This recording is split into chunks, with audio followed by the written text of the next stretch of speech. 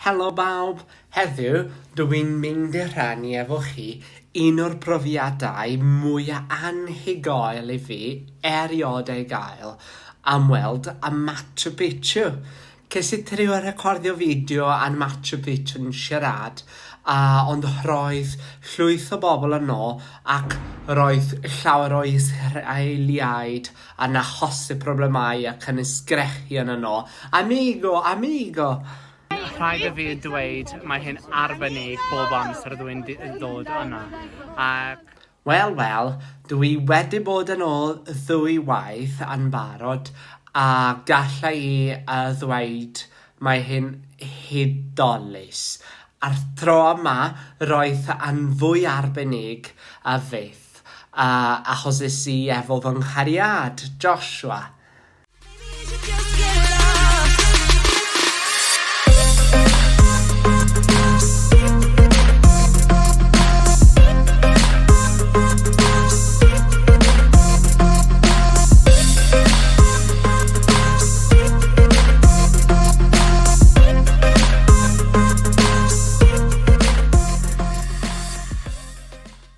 Elon ni cwsgo a dal bws am 9 awr i'r electrica.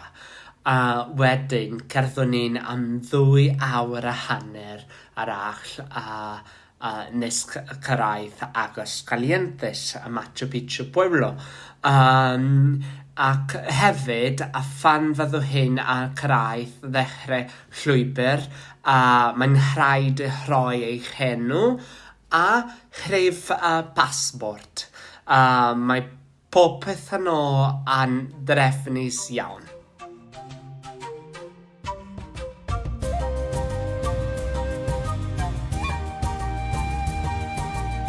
A wedyn, yn olaf, Machu Picchu. Mae pob cyrreg yno ddirgelwch. Mae'r adeiladau mor berffaith nes ei bod hyn anodd credu ei bod wedi hadeiladu nifer o ganrifoedd yn ôl. Just insane. A hefyd, y peth mwyaf syfredd yn ôl yw'r mae'n hwn wedi goroesi cymaint o earthquakes dros y blynyddoedd.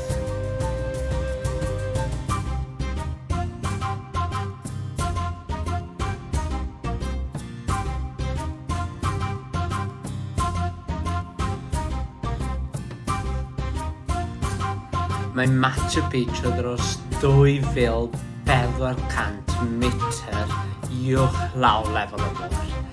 Felly, mae'n cymryd mwy o amdrechianadlu yno, ond mae'n werth pob cam yno.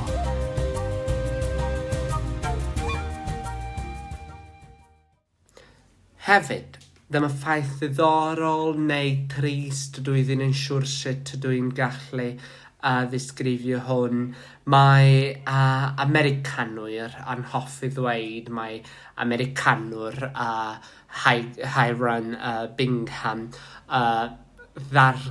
ddarganfu Machu Picchu yn 1911, ond roedd Peidiwch eisoes yn gwybod am fodolaeth yn y lle yma ac yn fodus cafodd llawer o ddrysorau ei ddwyn a'i hafon i'r unol daliaethau.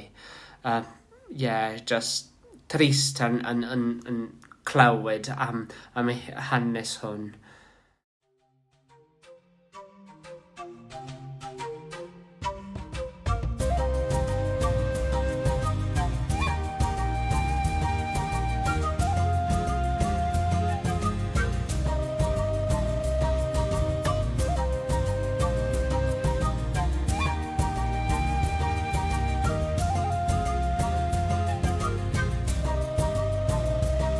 Mae Machu Picchu yn lle llawn dirgelion, hanes ac enni unigryw I gallu ei deimlo sydd wrth sefyll yno. Just arbennig. ond dwi ddim yn eisiau bod yn unig yn siarad am hyn. So rwan, dwi'n mynd i adael i Josh i ddweud wrthych chi beth oedd ei feddwl am profiad anhygoel yma. Wow, it's amazing here. You really feel like you're just walking through history. The rocks, even the ground, everything about it is just so... I can't even put it into words. It's just spectacular. You need to get here. It's just amazing. I mean, look at that view. That mountain. Imagine if the closer here, that mountain. Felly, dwi'n gobeithio eich bod chi wedi mwynhau teithio eich dig efo ni, a dyna dro nesa.